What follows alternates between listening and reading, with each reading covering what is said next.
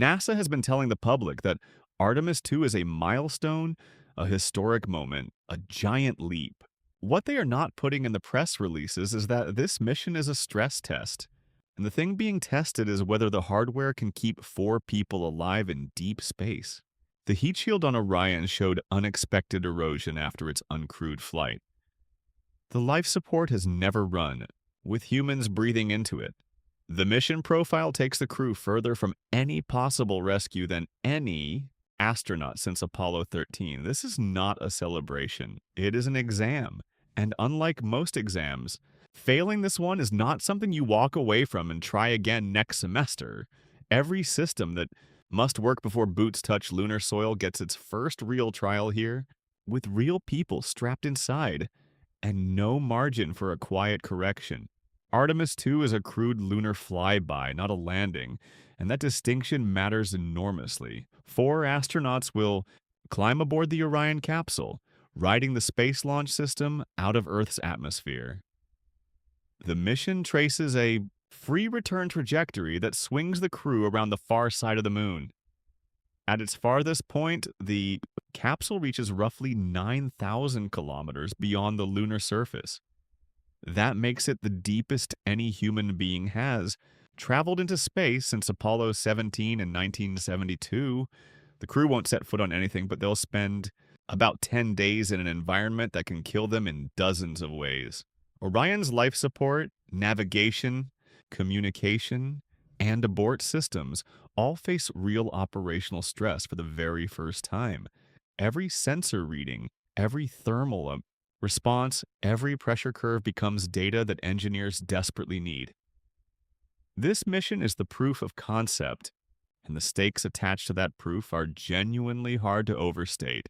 At its farthest point, the Artemis 2 crew will be roughly 270,000 miles from Earth. That number sounds like a statistic, but it carries a weight that no ISS mission ever had to reckon with. On the International Space Station, an emergency evacuation takes hours, not weeks. The crew can board a Soyuz or Dragon capsule and be home before the crisis fully develops. Out near the moon, that option simply does not exist. There is no rescue vehicle waiting at a docking port in deep space. If Orion's life support degrades or propulsion fails, the crew must solve the problem themselves, with whatever is already on board. NASA calls this the no-return constraint, and it shapes every design decision on this mission. The abort options they do have are narrow, carefully sequenced, and completely untested at this distance with humans inside. That gap between a plan on paper and a plan that actually works is exactly what Artemis 2 is flying into. When Artemis 1 splashed down, engineers pulled the Orion capsule out of the Pacific and found something unexpected. The heat shield had eroded in ways their models never predicted, with chunks of ablative material burning off unevenly. That material, a cork-like compound called avcoat, is the only thing standing between the crew and temperatures above 4,000 degrees. The erosion wasn't catastrophic on the uncrewed flight, but it was wrong in ways that still aren't fully explained. NASA has studied the char patterns, run new simulations, and adjusted the re-entry profile for Artemis 2. What they haven't done is fly the updated design through a real lunar return trajectory with humans inside. Ground tests can model the heat, but they can't perfectly replicate the chaos of actual atmospheric re-entry at 25,000 miles per hour. The 4 astronauts on Artemis 2 will be the first people to trust that the fix is real, riding a heat shield that has never been proven at full lunar re-entry conditions. Every system inside Orion that keeps a crew alive has only ever been tested with sensors and dummies, never with breathing, sweating, metabolizing human beings.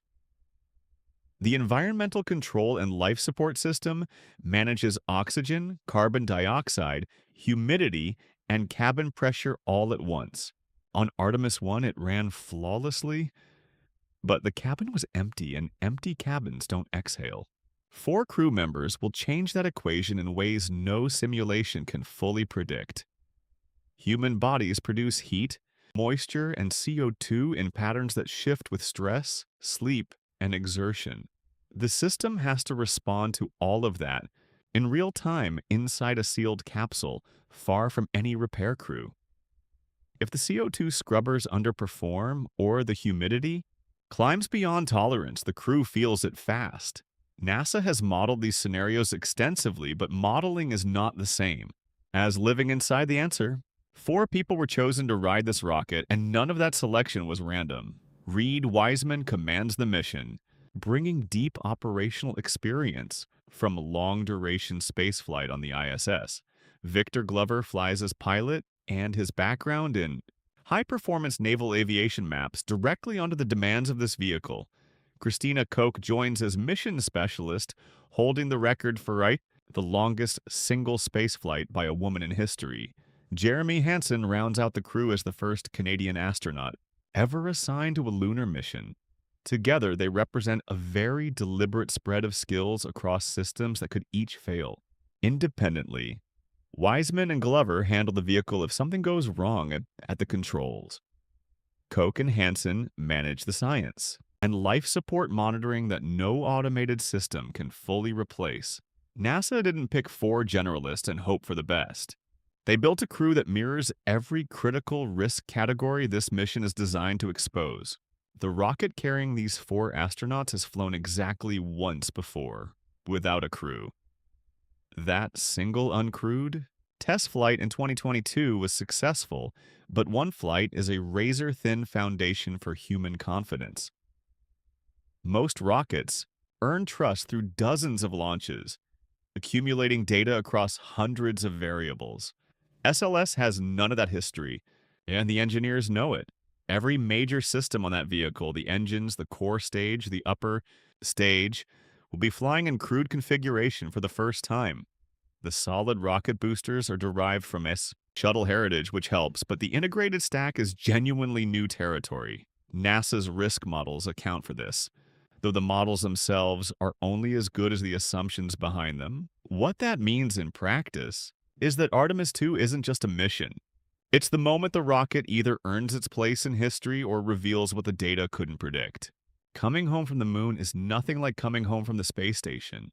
A crew returning from the ISS hits the atmosphere at roughly 8 kilometers per second, and that's already violent enough. A lunar return pushes that number to 11 kilometers per second, and the physics don't scale gently. That extra velocity means the heat shield absorbs nearly twice the thermal energy in roughly the same window of time. Orion's heat shield is the largest ever flown, but Artemis 2 will be the first time it faces real lunar return conditions with people inside. Every simulation, every ground test, every thermal model gets validated or invalidated in about 8 minutes of fire. If the shield underperforms, there is no contingency, no second attempt, no abort option that changes what's already happening. The crew either makes it through or they don't, and that answer comes fast. NASA didn't ground Artemis 2 after the heat shield findings and then quietly move on. They rebuilt the ablative material specification from the ground up, using data pulled directly from Artemis 1's scorched recovery. Every thermal protection panel was re-examined, retested, and cleared under stricter tolerances than before. The life support system went through over 1,000 hours of closed-loop simulation before anyone signed off on it. Abort sequences were rehearsed until the crew could execute them without thinking, under pressure, in the dark. The decision framework NASA uses is called a flight readiness review, and it requires every open risk to be formally accepted or resolved. No item gets waved through on optimism alone. Engineers who flag concerns are required to present them to the full review board, not just their own team. That accountability structure is the real safety net, not just the hardware. NASA has published a formal list of success criteria for Artemis 2, and it's more demanding than most people expect.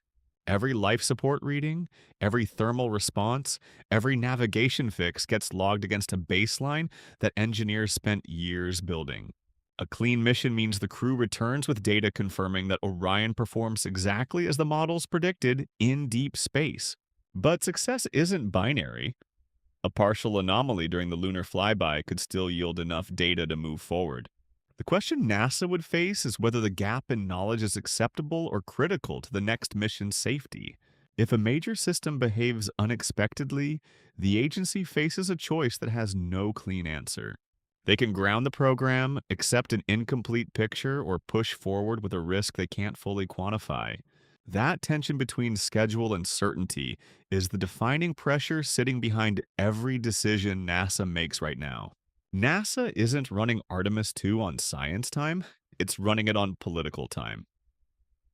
Congress has been cutting the Artemis budget in ways that make every delayed launch more expensive than the last. The agency is caught between doing this carefully and doing this before the money runs out. Meanwhile, China has announced a crewed lunar landing target of 2030, and that date is not a rumor. American officials have said openly that losing the moon to China would be a defining geopolitical failure. So the pressure to move fast isn't just bureaucratic noise, it's baked into every scheduled decision NASA makes. That pressure changes how much risk the agency is willing to accept on a mission like this. When budget and rivalry are both pushing the same direction, the engineers in the room have a harder argument to make. The people who say slow down are fighting against forces that have nothing to do with engineering. When Artemis 2 launches, most coverage will focus on the spectacle of the rocket leaving the ground. But the real story is everything that happens after the engines cut out. Watch the life support system because it's carrying 4 people through deep space for the very first time. Watch the heat shield because re-entry will push it harder than any crewed vehicle has faced in decades. Watch the navigation handoffs because a missed cue there doesn't mean a delay. It means a crisis. Watch how the crew responds to the unexpected because space always delivers something unscripted. The mission won't tell us whether humans can land on the moon. It will tell us whether the foundation for that landing actually holds.